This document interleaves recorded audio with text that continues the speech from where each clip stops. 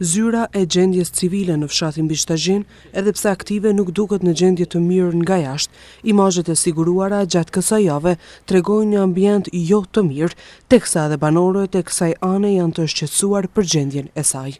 Në këtë objekt fillimisht kur u ndërtu ka qenë biblioteka dhe ka qenë salla për mbledhje për punë të shkollës, po mendoj. Tani është e zbrazë, e demolume, e theme, askush s'ka marrë vesh deri me tani. Unë çuditëm nga e prort më të lartë që i mbikëqyrin këtë punë, pse nuk vinë me këshyri herë, me ndërmarrë diçka. Qyre tash e oborri, këtë mal, kush e din a ka zyre këtu. Veç ai që vjen e ka ditë se 100 vjet se është dhe vjen me marrë një dokument.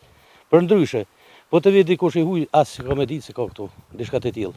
Madje ai pati edhe një apel drejtuar komunës. Prap bëj apel tek zyrtarët komunal që të vinë, ta pastrojnë, ta rregullojnë, t'i japin një hyjshi këtij vendi, sepse Bishtazhini i përket një vendi evropian, një vendi që nuk meriton këtë.